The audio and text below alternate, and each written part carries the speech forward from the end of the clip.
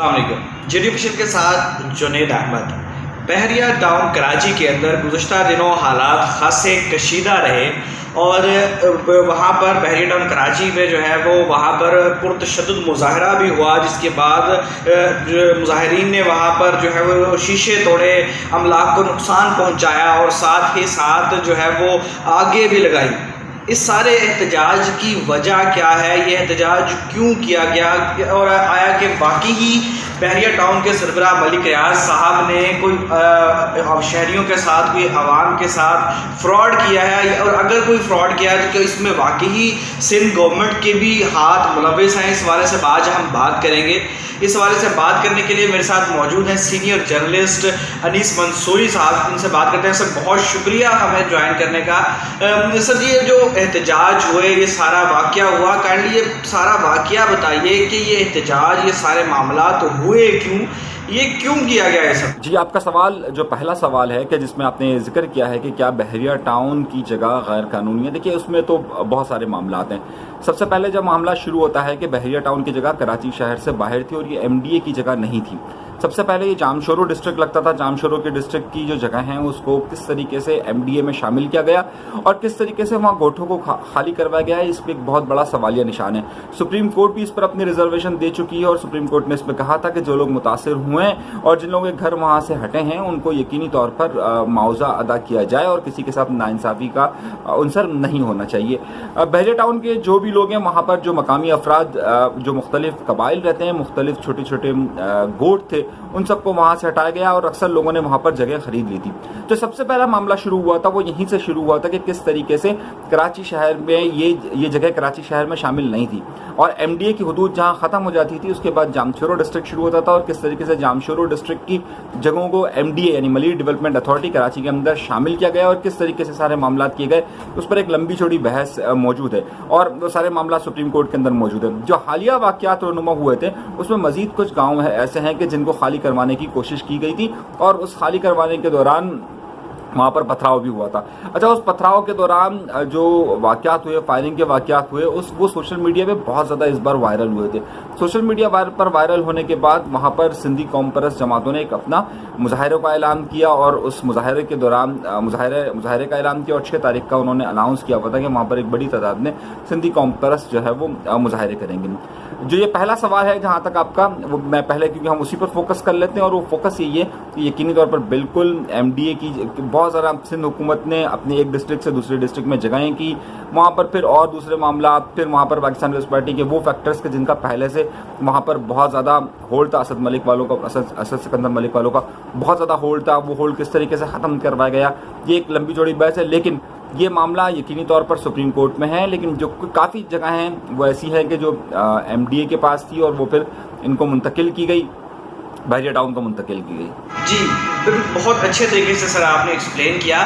देखिए, एहतजाज हो रहे थे, एहतजाज होते हैं, तो ये जो सारा वाक़या था कि जब एहतजाज हो रहा था तो अमन व अमान कायम रखना तो जो है वो वहाँ पर सूबाई हुकूमत की ज़िम्मेदारी थी। कानून नाफिज करने वाले इदारे जो है वो उस वक़्त सूबाई हुकूमत के हुक्म के बाद ही एक्शन ले सकते थे। तो क्या जो सिंध हुकूमत है, पीपल्स पार्टी की हुकूमत ने क्या वहाँ पर ये वो इंतज़ामात नहीं किए थे कि जिसकी वजह से हालात कशीदा हुए, आगे लग गई, शीशे टूटे, अमलाक को नुकसान पहुँचा? ठीक है, अगर मुजाहिरीन के डिमांड्स गलत हों या सही हो एक साइड पे, लेकिन अमन व अमान की फ़िज़ा को कायम रखना तो रियासत की जिम्मेदारी थी और वहाँ पर सिंध गवर्नमेंट ने क्या अपना रोल प्ले नहीं किया? और इंतज़ामिया बिल्कुल तैयार थी और पुलिस और इंतज़ामिया ने वहाँ पर बहुत ज़्यादा इंतजाम भी किए हुए थे। इब्तदाई तौर पर इन मुजाहिरीन को रोकने की भी कोशिश की गई थी और उन्हें रोका गया था, गेट से बाहर रोका गया था।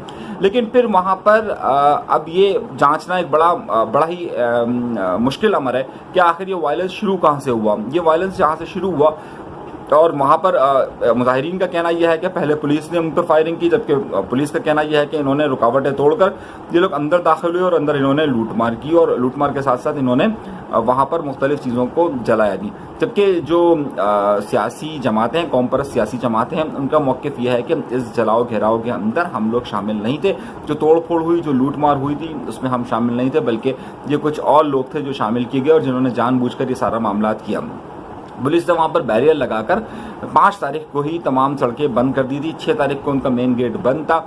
वहाँ पर जब जलाओ घेराव का अमल हो रहा था, उसके पुलिस क्योंकि जितनी थी वो बाहर थी। जब लोग अंदर दाखिल हो गए, कुछ लोग अकबी दरवाज़ा तो नहीं कह सकते, लेकिन एक छोटी सी बॉर्डर दीवार है, उससे कूद कर वो वहाँ अंदर दाखिल हुए और वहाँ पर जो सारा मामला था, तो फिर बाद में पुलिस ने कार्रवाई अंदर शुरू की।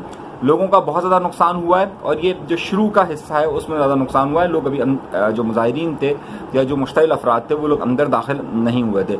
अच्छा, पुलिस ने उसके बाद जो है वो जसकंद के रहनुमाओं को गिरफ्तार भी किया है। उसके अलावा सिंध कौमी महाज के जो रहनुमा के साथ साथ जो सिंध तरक्की पसंद पार्टी है उस पर भी क्रैकडाउन करने की कोशिश की है, लेकिन वो इतना बड़ा क्रैकडाउन नहीं है कि जिसको ये कहा सके कि हाँ भाई तमाम लोगों को गिरफ्तार कर सके। यकीनी तौर पर एक बहुत बड़ा सियासी मामला है, तो सियासी मामला को उसी तरीके से हल करने की कोशिश की जा रही है कि ये सियासी तौर पर ज़्यादा बेहतर तौर पर हल हो सके, ना कि इस पर ज़रा ज़्यादा कानूनी मामला सामने आए। बिल्कुल सही कह रहे हैं सर। एक और चीज़ जो देखने में आई और जो हमेशा से देखने में आती है कि मलिक रियाज के खिलाफ या मलिक रियाज और बहरिया टाउन पर कोई भी वाक़या हो तो वो हमें नेशनल चैनल्स पर नज़र नहीं आता।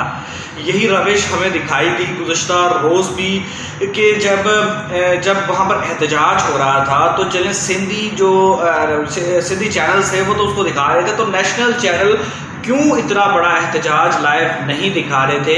जबकि ऐसा कोई वाक़या किसी भी जगह पर हो तो वहाँ पर, मैं खुद एक जर्नलिस्ट हूँ, आप भी एक सहाफ़ी हैं, तो हम लोगों को स्पेशल वहाँ पर पूरा दिन हमारा गुजर जाता है उस एहतजाज को कवर करते हुए।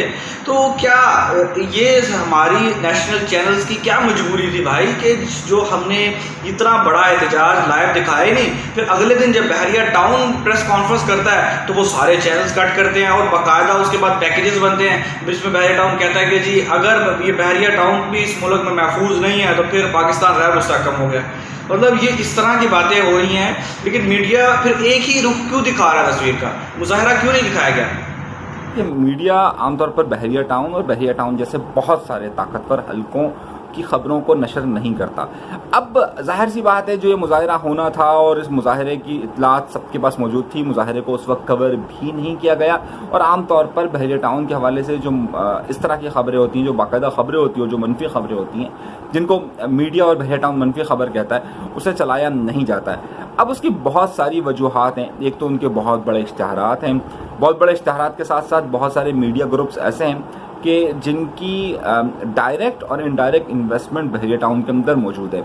अब वो बहुत बड़े बड़े चैनल्स हैं, आपको शायद अंदाज़ा हो कि आमतौर पर वहाँ पर जो भी इंसिडेंट हो जाते हैं बहरिया टाउन के, उसे बिल्कुल भी कोट नहीं किया जाता।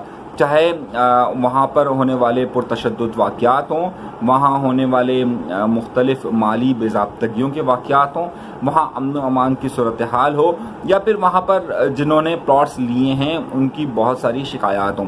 जिस तरह बहुत सारे लोगों की शिकायत हैं कि उन्हें पेमेंट्स वापस नहीं की गई, बहुत सारे लोगों की शिकायत है कि उन्हें अभी तक प्लॉट नहीं दिए गए।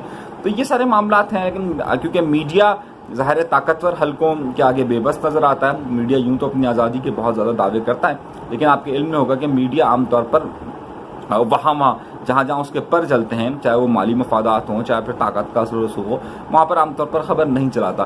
तो ये ख़बर ज़ाहिर है ये उसी तरह का मामलात हैं। मैं ज़रा उसमें ज़्यादा तफसीलात में तो बहरहाल मुनासिब नहीं होगा कि बहुत सारे वाक़यात ऐसे हैं जो ख़बर छप जाती है तो उससे नहीं शाया किया जाता, लेकिन जब सामने वाले की तरदीद आती है तो उसे फ़ौरन बताया जाता है। बिल्कुल उसी तरीके से इनकी प्रेस कॉन्फ्रेंस को तो बताया गया, लेकिन ये जो मुजाहरा हुआ था इसे लाइव टीवी चैनल्स पर नहीं दिखाया गया। उसकी सबसे बड़ी वजह मलिक रियाज साहब का मुकम्मल तौर पर मीडिया पर कंट्रोल है। और मीडिया पर कंट्रोल की दो वजूहात हैं, एक भारी भरकम इश्तहारात हैं और दो बहुत सारे मालकान की बराह रास्त इन्वेस्टमेंट है बहरिया टाउन के अंदर, जो सबको मालूम है। मुख्तलिफ हाउसिंग स्कीम अब तो मुख्तलिफ चैनल्स के नाम से भी आ रही है, उनके इश्तहारात भी चल रहे हैं जो बहरिया टाउन के अंदर मौजूद है। तो ये सारा मामलात हैं जिसकी वजह से मीडिया आमतौर पर खामोश रहता है। हाँ, अलबत्ता जो सिंधी मीडिया है, सिंधी ज़बान में जिनकी जो नशर होते हैं, चाहे वो अखबारात हों या टीवी चैनल्स हों, उनमें ये बहुत वाज़ेह तौर पर दिखाया भी गया और ये बताया भी गया। अब ये भी नहीं मामला कि यार ये सिर्फ बहरिया टाउन एक ही इस तरह की हाउसिंग स्कीम है, बल्कि आप कराची शहर से अगर शुरू करें तो आपको हैदराबाद तक, और हैदराबाद के अंदर भी इस तरह की बेतहाशा हाउसिंग स्कीम्स नजर आएंगी जो साइज में शायद इससे बड़ी हैं, लेकिन उनकी खबरें भी नशर नहीं होती। जी, बहुत तफसीलन सर आपने सारा वाक़या जो है वो बयान किया, और कराची के अंदर जो ये बहरिया टाउन का एहतजाज हुआ इस पर तफसीलन हमें ब्रीफ किया। बहुत बहुत शुक्रिया अनीस भाई आपका। अब तक के लिए इतना ही। अल्लाह हाफ़िज़।